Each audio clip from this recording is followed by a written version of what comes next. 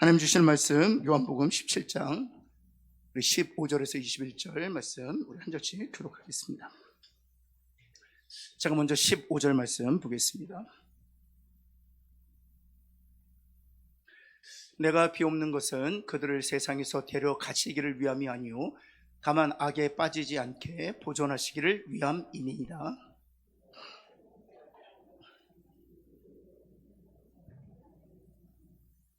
그들을 진리로 거룩하게 하옵소서. 아버지의 말씀은 진리니이다.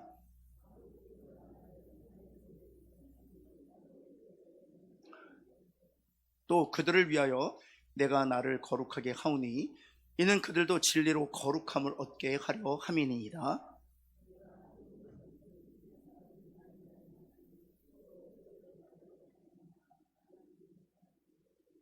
같이 읽겠습니다.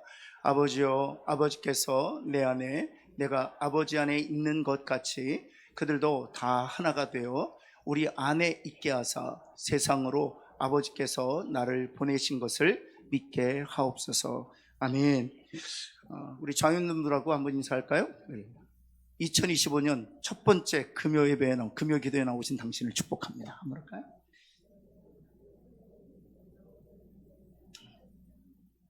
여러분들에게만 하나님의 은혜가 있을지어다. 우리끼리니까. 특별히 기도의 자리에 나온 이들에게 하나님께서 특별한 은혜를 주시더라고요.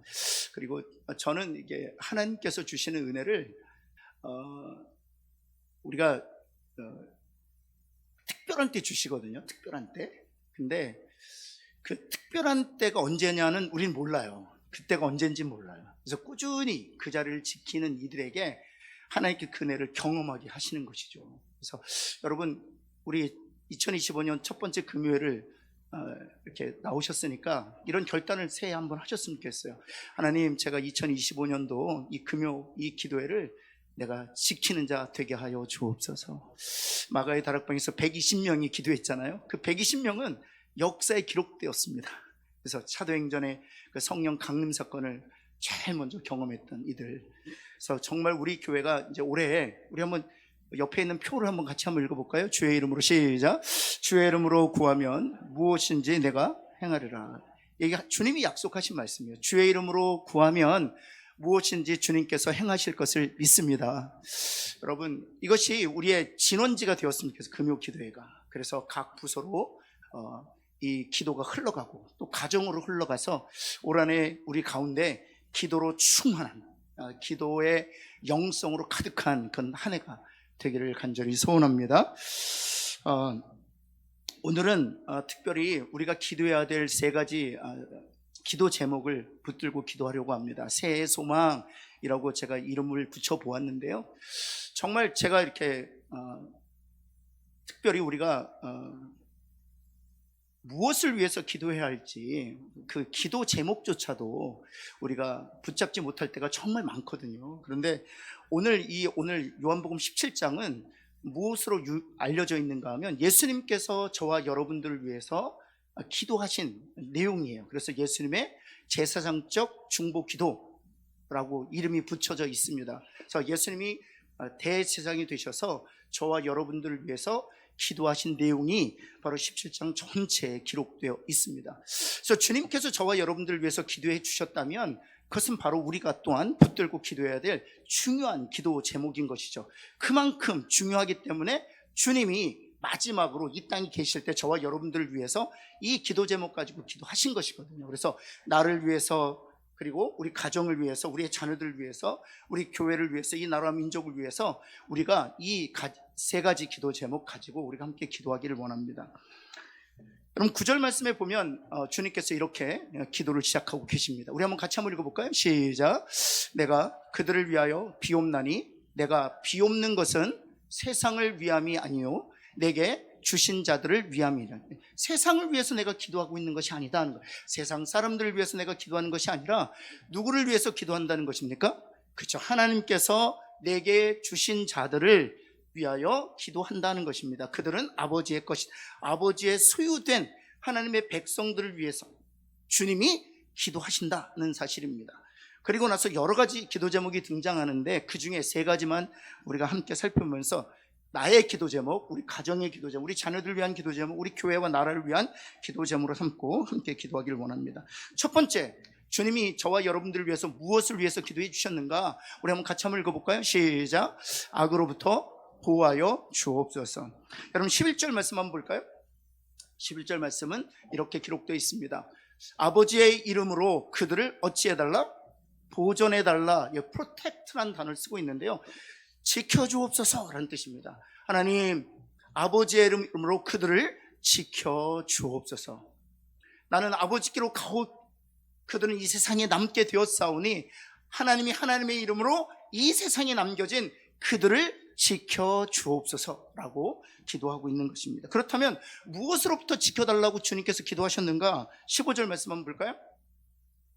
악에 빠지지 않게 보존하시기를 위함이니이다. 악으로부터 protect, 지켜주옵소서라고 기도하는 것입니다. 여러분, 주님께서 가르쳐 주신 기도 가운데에서도 악으로부터 지켜주옵소서라는 기도 제목이 있습니다. 우리에게 가르쳐 주신 기도죠. 시험에 들게 하지 마옵시고 다만 무엇에서 구하옵소서? 악에서부터 구하옵소서라고 우리로 하여금 기도하라고 가르치셨습니다. 주님께서 우리들을 위해서 기도하신 것뿐만 아니라 우리가 우리 자신을 위해서, 우리의 자녀들을 위해서, 우리 가정을 위해서, 우리 공동체를 위해서 무엇을 위해서 기도해야 할 것인가? 하나님, 이 세상의 모든 악으로부터 protect, 지켜주옵소서, 아버지의 이름으로 기도하라고 말씀하고 계시는 것입니다. 왜냐하면 그 이유가 14절에 기록되어 있습니다. 14절 말씀 우리 한번 같이 한번 읽어볼까요? 세상이부터 읽겠습니다. 시작. 세상이 그들을 미워하여 싸우니 이제 내가 세상에 속하지 아니함 같이 그들도 세상에 속하지 아니함으로 인함이니이다. 왜 악으로부터 지켜달라고 주님께서 기도하셨는가? 왜 우리가 우리 자신과 우리 가정과 우리 자녀들과 공동체를 위하여 악으로부터 지켜달라고, 보존해달라고, 보호해달라고 기도해야 하는가? 세상이 우리를 미워하기 때문이라는 것입니다. 왜냐하면 주님이 이 세상에 속하지 아니었던 것처럼 우리도 세상 사람들과 속해 있지 않기 때문이라는 것입니다. 그들의 사고방식대로, 그들의 가치관대로 살지 않기 때문에 세상 사람들이 우리를 미워할 것이기에 그 모든 악들로부터 우리를 지키시고 보존하고 보호해달라고 기도하셨다는 사실입니다. 정말 그렇습니다. 하나님께서 아브라함을 택하지 않았습니까? 그런데 기근으로 인하여 애굽으로 떠나게 됩니다. 애굽에서 그가 만난 것이 무엇이었습니까? 그렇죠. 아브라함의 아내의 미모에 취했던 그 절대 권력을 가지고 있는 왕이 메시아를 이 땅에 오게 할 사람으로 하나님 택하셨지만 그것과 전혀 아랑곳 없이 그 아내를 취합니다. 악으로부터 하나님께서 지키시고 보존해 주셔야 되는 것이죠. 여러분, 우리 딸들을 가진 부모님들이요, 이 세상에 대해서요 두려워합니다. 정말 두려워합니다. 그런데요, 아들을 가진 부모의 입장에서도요 이 세상이 너무 두려워요. 혹시나 이 아브라함 같은 어려움을 겪지는 않을까 해서. 여러분, 가정을 가지면 그래서 되었습니까? 아니요. 이젠 가정을 가져도 기도가 절로 나옵니다. 이 세상이 얼마나 악한지 가정을 가졌어도 두려워요. 이 아브라함이 경험했던 그 악을 우리 자녀들의 삶에서 자녀들이 경험할까봐 두려워요. 여러분, 요셉은 어떻습니까? 형제들로부터 배신당했습니다. 여러분, 그렇게 의지하고 충성했던 주인으로부터도 배신당했습니다. 여러분, 우리가 일생을 살다 보면 이 배신이라는 악으로 인해서 여러분 일어날 수 없는 상처를 입고 절망과 낙심 가운데 여러분 그 상처를 쥐어안고 일어나지 못하는 일을 정말 많이 봅니다. 여러분 뿐만 아니죠. 여러분, 히스기야는 어떻습니까? 사네립의 공격을 받아서 대변을, 소변을 먹고 마셔야 되는 상황까지 몰립니다. 그렇습니다. 악이란 것입니다. 약탈하되 우리의 모든 것을 탈취해가는 것들입니다. 여러분, 요즘에 청년들이 여러분 눈이 뻘개쳐서 다니는 거 아십니까? 우리 때보다 훨씬 더 일확천금에 눈이 멀어서 다닙니다. 코인 하느라 잠을 자지 않습니다. 손을 벌벌벌 떨면서 코인을 하고 있는 거 아세요? 여러분이 안 하시니까 저 세상 사람들 이야기 같죠? 핸드폰을 손에서 놓지를 못해요. 벌벌벌 떨면서. 여러분, 그리고 나서 결과는 어떤 줄 아세요? 주변에서는 뭐 1억씩, 10억씩, 20억씩, 30억씩, 20대에 코인 투자해서 그런 부자가 됐다는 소식이 들리는데요, 실은 그렇지 않습니다. 자신에 있는 모든 것들을 약탈당하고요, 심지어 영혼까지, 정신까지 약탈당합니다. 완전히. 여러분, 히스기야처럼 대변과 소변을 먹고 마시는 지경까지 몰린다는 사실이죠. 여러분, 베드로는 어떻게 되었습니까? 결국에는 옥에까지 갇힙니다. 여러분, 우리 가정을 보면은요, 또 우리 공동체를 보면요, 정말 하나님 악으로부터 지켜주지 아니하면 생존하는 것 자체가 여러분 사람판을 거는 것처럼 정말 두려움 가운데 있어요. 그래서 주님이 하나님께로 가시기 전에 남겨진 당신의 사람들을 위해서 하나님, 이 세상의 악으로부터 이 남겨진 주님의 사람들을 지키시고 보존하시고 보호하여 주옵소서라고 기도하셨던 것입니다. 그리고 제자들에게 기도를 가르치면서도 시험에 들게 하지 마옵시고 다만 악에서 구하옵소서라고 하면서 주기도문을 마치게 하신 거예요. 사랑하는 성도 여러분, 오늘 이 밤에 우리가 무엇을 위해서 기도해야 할까요? 하나님, 악으로부터 우리 가정을 지켜 주옵소서. 악으로부터 우리의 자녀들을 지켜 주옵소서. 여러분, 우리나라도 지금 풍전등화의 상황 가운데 있습니다. 하나님, 우리나라와 민족을 이 악으로부터 지키시고 보존하시고 보호하여 주옵소서. 이것이 저와 여러분의 기도 제목 되기를 예수 그리스도의 이름으로 다시 한번 축원합니다. 두 번째는요, 무엇입니까? 더욱더 거룩하게 하옵소서. 더욱더 거룩하게 하옵소서. 한번 따라해 볼까요? 더욱더 거룩하게 하옵소서. 여러분, 17절 말씀 한번 보실까요? 17절 말씀에 보면 거룩하게 하옵소서라고 기도하고 있습니다. 거룩하게 하옵소서. 그들을 거룩하게 하옵소서라고 기도하고 있습니다. 여러분, 이 거룩은 왜 중요한 것입니까? 이 거룩은, 여기서 말하는 거룩은 먼저 말씀드리면 신분상의 거룩을 의미하지 않습니다. 실제적 거룩을 의미합니다. 우리가 구원을 얻기 위해서는 실제적 거룩이 필요할까요? 신분적 거룩이 필요할까요? 제가 늘 질문하는데요, 우리가 구원을 얻기 위해서는 신분적 거룩이 필요합니까? 실제적 거룩이 필요합니까? 네, 신분적 거룩이에요. 잘하셨어요. 실제적 거룩이 아니라 웃으신 분은 실제라고 얘기하셨던 분이에요. 다시 말씀드립니다. 우리가 구원을 얻기 위해서는 실제적 거룩이 아니라 신분적 거룩이에요. 다시 한번 옆에 있는 분에게 우리가 구원을 얻기 위해서는 신분적 거룩이 필요합니다 한번 할까요? 그냥 각인해 놓으세요. 각인해 놓으세요. 신분적 거룩이 필요해요. 우리는 한국 사람이 되기 위해서는 실제적 한국인, 다시 말해서 된장찌개 먹고 김치 먹고 그게 필요합니까? 아니면 신분이 필요합니까? 그렇죠. 된장찌개 못 먹고 한국말 못하고 그리고 김치 못 먹어도 신분이 있으면 한국인인 거예요. 따라서 하나님의 백성이 되기 위해서는 신분적 거룩이 필요하다는 거예요. 신분적 거룩을 얻기 위해서는 하나님이 주신 믿음으로 말미암아 예수님과 연합되면 내 옛사람은 예수님의 십자가와 함께 죽고 우리는 그리스도의 부활과 더불어 새 사람이 되는 줄을 믿습니다. 그 믿음으로 말미암아 예수님과 연합되어 예수님의 거룩이 나의 거룩이 되는 거예요. 그래서 여러분, 요한계시록에 보면 인 맞은 자들이라고 되어 있잖아요. 옆에 있는 분에게 한번 이마 한번 보시겠어요? 거기에 인이 있는지, 하나님의 인이 있는지. 거기서 말하는 하나님의 인이란 무엇입니까? 제가 질문할 때요, 여러분 잘 생각하고 답하세요. 잘 생각하고 답하세요. 첫 번째, 나는 죄인입니다. 아멘 하시면 돼요. 동의하시면 아멘 하시면 돼요. 나는 죄인입니다.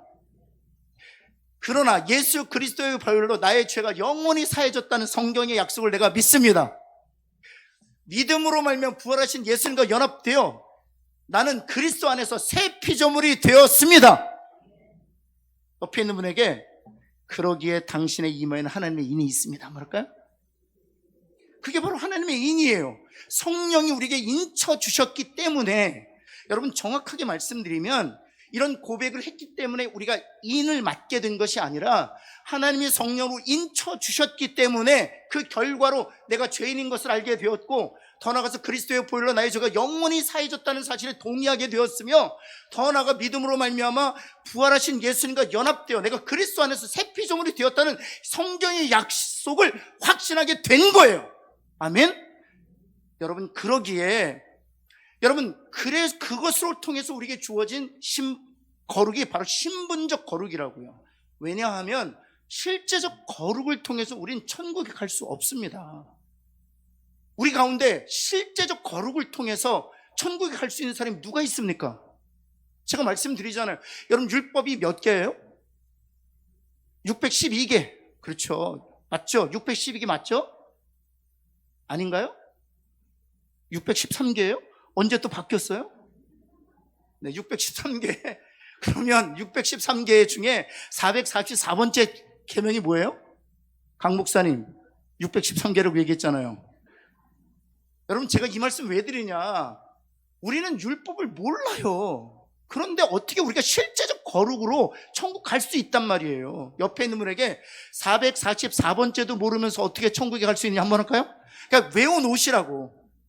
444번째도 모르면서 어떻게 천국에 갑니까? 그러니까 실제적 거룩으로는 결코 천국에 못 갑니다. 여러분, 한국 법을 지킴으로 말미암아 의롭게 되는 게 아니에요. 미국 법을 지킴으로 말미암아 의롭게 되는 게 아니에요. 하나님께서 모세를 통해 주신 율법 613개를 다 지켜야만 천국에 간다는 것이 실제적 거룩이에요. 따라서 실제적 거룩을 완성하기 위해선 전제가 되는 것이 있는데, 613개 모든 계명을 그 조항까지 정확하게 암기하고 있어야 돼요. 암기할 뿐만 아니라 매일 그 모든 계명을 지켜야 합니다. 뿐만 아니라 실제적 거룩으로 천국에 간다는 것은 무엇을 의미하는가 하면, 단 한 계명을 범해도 전체를 지키지 못한 결과를 가져다 주기 때문에 실제적 거룩으로서는 결코 천국에 갈 수 없다는, 옆에 있는 분에게 실제적 거룩으로는 결코 천국 못 갑니다. 한번 할까요? 만일 실제적 거룩으로 천국 갈 수 있다면 주님이 오실 이유가 없습니다. 주님이 우리의 죄를 위해 십자가 죽으실 이유도 없습니다. 주님이 약속대로 성경대로 사흘 만에 부활하실 이유는 더더욱 없습니다. 하나님께 저와 여러분에게 믿음 주셔서 죽으시고 부활하신 예수님과 연합시키실 이유도 더더욱 없습니다. 실제적 거룩을 통해 천국에 갈 수 있다면, 그러면 오늘 17절에서 저희를 거룩하게 하옵소서라고 하는 이 거룩은 신분적 거룩을 의미하는 것일까요? 아니면 실제적 거룩을 의미하는 것일까요? 실제적 거룩을 의미하는 것입니다. 왜냐하면 남겨진 하나님의 사람들을 위해서 기도하는 것이기 때문에, 신분적 거룩을 하나님께서 은혜로 주심으로 말미암아 하나님의 백성이 된, 그래서 이 땅에 남겨진 하나님의 사람들의 거룩을 위해서 기도하는 것이기 때문에 실제적 거룩을 위해서 기도하는 것이에요.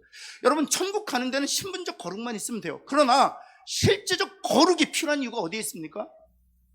바로 여기에 있습니다. 그 이유는, 여러분, 아브라함만 보시겠습니까? 그가 믿음으로 말미암아 의롭다함을 얻게 되었습니다. 하나님께서 주신 믿음으로 말미암아 하나님 그 믿음을 보시고 의롭다 여겨 신분적 거룩, 의로운 자가 되었어요. 그러나 그가 하나님께 주신 믿음, 하나님께 주신 약속을 의심하는 바람에 누구를 취하게 됩니까? 하갈을 취하게 되죠. 그래서 하나님으로부터 완전히 분리되는 그런 순간을 맞이하게 됩니다. 그로 인해서 가정의 불화가 일어나죠. 만약 그가 신분적 거룩을 소유한 자답게 실제적으로 거룩했다면, 그래서 하나님께 주신 약속을 기억하고 하나님께서 100세 때 주신 그 언약의 아들을 얻을 때까지 실제적 거룩했다면 그는 가정에서 그런 불화를 겪지 않았을 것입니다. 여러분, 뿐만 아니죠. 베드로는 어떻습니까? 여러분, 베드로는 마태복음 16장 16절에 주는 그리스도시요 살아계신 하나님의 아들이시니이다, 이런 위대한 신앙 고백을 해요. 그때 예수님께서 이런 얘기를 하십니다. 이것을 내게 알게 한 것은 너 혈육이 아니라 하늘에 계신 아버지께로서. 그러니까 하나님께서 주신 은혜로 말미암아 신분적 거룩을 얻게 되고, 그가 예수님이 누구신지를 정확하게 신앙 고백을 하게 됩니다. 그런데 여러분, 그가 후에 어떻게 됩니까? 예수 그리스도를 저주하고 부인하게 되지 않습니까? 여러분, 따라서 실제적 거룩은 우리에게 어떤 유익을 주느냐? 신분적 거룩을 소유한 자답게 실제적 거룩이 있을 때, 그때 우리는 하나님의 사람들로서 이 땅에 하나님의 계심을 증명하는 그런 간증자로 살 수 있다는 것이죠. 여러분, 그래서 거룩의 방법을 성경이 증거하고 있습니다. 여러분, 특별히 거룩하면 정말 담대해질 수 있어요. 한번 따라해볼까요? 거룩하면 담대해질 수 있다. 한번 할까요? 거룩이 담대할 수 있어요. 능력. 이거 사실 지금은 거룩이 능력이에요. 거룩의 능력이에요. 왜 우리가 자꾸만 이렇게 작아지는 줄 아세요? 이렇게 떳떳하지 못한 이유가 어디인 줄 아세요? 그것은 우리가 거룩하지 않기 때문입니다. 우리가 거룩하면 담대해질 수 있어요. 거룩하면 자기 자존감도 높아질 수 있어요. 거룩하면 하나님과 깊은 교제 가운데 들어갈 수 있기 때문에 하나님의 형상을 닮은 사람으로 살아갈 수 있어요. 그래서 우리에게 거룩하라고 말씀하시는 것이죠. 근데 그 거룩의 방법이 있습니다. 17절에 보면 그 방법이 기록되어 있는데 한번 볼까요? 그들을 무엇으로 거룩하게 하옵소서? 진리로 거룩하게 하옵소서. 그 진리란 무엇이냐? 무엇이 진리다? 아버지의 말씀이 진리라는 거예요. 여러분, 따라서 올 한 해 우리가 기도할 때 하나님, 우리의 자녀들을 거룩하게 해주시기를 간절히 원합니다. 기도하면서 동시에 우리가 무엇을 위해서 기도해야 될까요? 그 마음과 생각 가운데 하나님의 말씀이 충만하게 하여 주옵소서. 왜냐하면 그 말씀만이 우리의 자녀들을 거룩할 수 있기 때문에 그렇습니다. 말씀만이 우리 배우자를 거룩할 수 있게 할 수 있기 때문입니다. 말씀만이 우리 성도들을 거룩할 수 있게 하기 때문에 그렇습니다. 여러분, 아브라함 그렇게 하갈을 취하지 않습니까? 그리고 그 갈등 속에서 그 상처 가운데 있었음에도 불구하고 여러분, 하나님께서 이 언약의 아들을 주신다는 것을 믿지 못해요. 그때 하나님께서 말씀하십니다. 무엇이라고 말씀하십니까? 여호와께 능치 못할 일이 있겠느냐, 이렇게 도전하세요. 여호와께 능치 못한 일이 있겠느냐? 이 말씀이 이 불신앙을 단번에 극복하게 하는 그런 치료제가 되었다는 말씀입니다. 여러분, 베드로 역시 마찬가지, 예수 그리스도를 저주하고 부인하지 않았습니까? 그때 주님께서 그에게 찾아가셔서 말씀하셨습니다. 네가 나를 사랑하느냐? 네가 나를 사랑하느냐? 그리고 말씀하셨어요. 내 양을 먹이라, 내 양을 치라. 다시 한번 그에게 사명을 허락하죠. 이와 같이 말씀이 그 영혼을 치료하고 그 영혼을 회복시키고 더 나아가서 그를 거룩하게 한다는 사실입니다. 우리가 잘 아는 것처럼 베드로는 여러분 십자가형을 언도받을 때 예수님처럼 똑바로 달리지 않겠다, 거꾸로 달려서 죽었다는 이런 전승은 우리에게 주는 교훈이 있는 것이죠. 여러분, 우리가 기도할 때 이렇게 기도할 수 있겠습니다. 하나님, 말씀을 내 마음과 생각 가운데 두는 일에 내가 힘쓰게 하여 주옵시고 그 말씀이 나를 거룩하게 하는 그 놀라운 능력을 우리가 보게 하여 주옵소서. 우리가 우리 자신을 거룩하게 할 수 없습니다. 그러나 오직 말씀만이 우리를 거룩하게 할 수 있다는 사실입니다. 우리가 해야 될 일은 이것입니다. 말씀을 내 마음과 생각 가운데 두는 거예요. 한번 따라해 봅시다. 말씀을 내 마음과 생각 가운데 두겠습니다. 어떻게 해야 될까요? 옆에 있는 분에게 말씀을 열심히 씁시다 한번 할까요? 저 지금 계속 말씀을 쓰고 있거든요. 새벽기도 끝나고 나면 말씀을 씁니다. 그리고 퇴근하고 집에 들어가서 저녁 먹고 나면 바로 다시 말씀을 씁니다. 제가 집에서는 사도행전 쓰고 있고요, 제 방에서는 지금 골로새서 쓰고 있어요.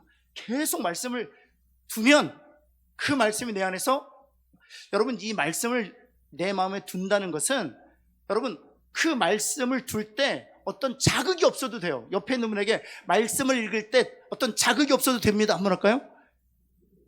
자극이 없어도 돼요. 괜찮아요. 말씀이 자극이 없어도 돼요.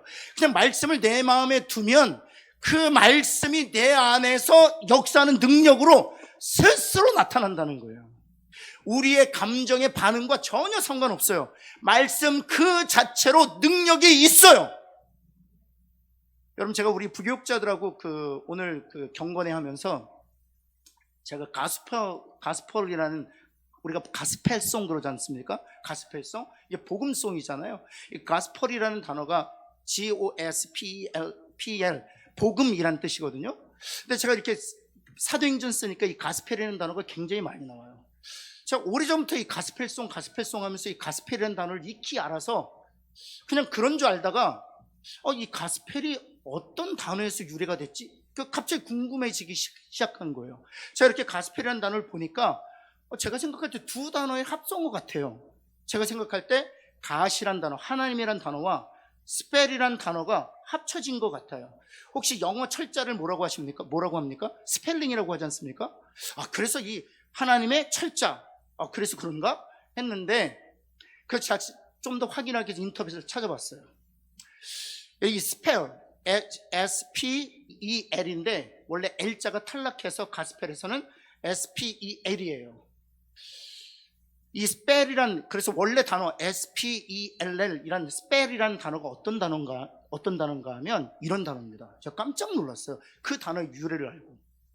여러분, 그 위치라는 게 있거든요. 미국 중세에 보면 위치, 마녀들이 있습니다. 그렇죠? 이 마녀들이 마법을 부려요. 주문을 걸면 그 사람이 딱 주문을 걸려요. 그게 바로 스펠입니다. 스펠. 그러니까 스펠 아웃이라고 하거든요, 영어로. 스펠 아웃 하면 이 사람이 저주를 딱 걸려가지고 뭐 옛날 중세 같은 경우는 할머니가 되기도 하고 뭐 쥐새끼가 되기도 하고 그런 거예요. 스펠. 마법의 박을. 그래서 왜 만화 같은 데 보면 이렇게 뭐 풀고 그러지 않습니까? 그게 바로 스펠이에요, 스펠. 그런데 왜 그 스펠이라는 단어를 그렇게 쓰고 있느냐? 그건 부정적 의미인데요. 이 스펠이라는 단어가 어떤 뜻이냐면 말에 힘이 있다, 말에 파워가 있다, 그런 뜻이에요. 그런데 그 말이 사탄의 말이면 사탄의 파워가 실리는 건데, 가스펠, 하나님의 스펠이라는 말이에요. 그렇다면 하나님의 스펠이라는 게 뭡니까? 하나님의 말씀의 능력이 이 스펠을 통해서 나타난다는 거예요. 저희 말씀을 들으면서 말씀이라는 게 이런 거구나. 여러분, 그래서 여러분 한번 생각해 보세요. 마녀가 스펠을 통해서 그 사람을 저주해요. 그 사람의 감정하고 전혀 상관없어요. 그 말 자체가 그 사람을 사로잡는 거기 때문에. 마찬가지야. 하나님의 말씀도 역시 마찬가지입니다. 우리는 하나님의 말씀을 읽을 때 감동을 받아야 된다고 생각해요. 하나님의 말씀을 읽을 때 가슴이 찡해져야 된다고 생각해요. 하나님의 말씀을 읽을 때 막 은혜를 받아야 된다고 생각해요. 전혀 그렇지 않아요. 감동이 없어도 괜찮아요. 감격스럽지 않아도 돼요. 그 말씀을 읽는 동안 은혜롭지 않아도 돼요. 그 말씀 자체의 능력이 있기 때문에 그 말씀을 내 마음과 생각에 두면 그 말씀 안에 있는 그 스펠의 능력으로 말미암아 하나님의 놀라운 역사가 나타나게 될 줄을 믿습니다. 그게 말씀의 능력이에요. 제가 너무 그 사실 깨닫고 깜짝 놀랐어요. 더 열심히 쓰기 시작했어요. 하나님, 그 스펠의 능력으로 내가 살기를 원합니다. 그 스펠의 능력으로 나의 생각과 감정이 붙들리기를 원합니다. 그 스펠의 능력으로 내가 하나님의 형상으로 날마다 거룩하게 하여 주옵소서. 사랑하는 성도 여러분, 올 한 해 우리가 기도할 때 하나님, 우리의 자녀들 그 스펠의 능력으로 사로잡아 주옵소서. 우리의 가정, 우리 교회, 하나님 그 스펠의 능력으로 하나님 놀라운 역사가 있게 하여 주옵소서. 여러분, 마녀의 그 마법도 능력이 나타나는데 어째 성령의 말씀에 능력이 없겠습니까? 말씀을 마음에 두기만 해도, 말씀을 우리의 생각 가운데 두기만 해도 그 말씀 안에 그 능력이 우리를 주관하고 우리를 인도하고 우리를 그리스도의 사람으로 날마다 성장하게 할 줄을 믿습니다. 여러분, 세 번째, 우리를 하나 되게 하옵소서. 첫 번째 기도 제목이 무엇이었습니까?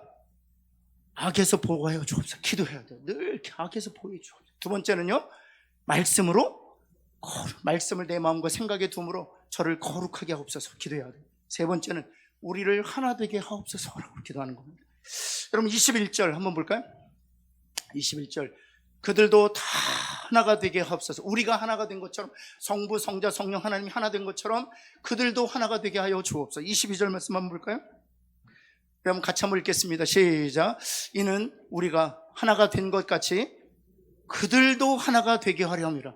성부, 성자, 성령 하나님이 하나인 것처럼 우리도 하나 되기를 원합니다. 왜 하나님께서, 우리 주님께서, 성령께서 우리가 하나 되기를 원하시느냐? 하나님의 존재 방식이 하나로 존재하는 거기 때문에 삼위일체의 존재 방식, 하나님의 형상대로 우리를 지으셨다는 것이죠. 그러나 왜 우리가 나뉘게 되었는가?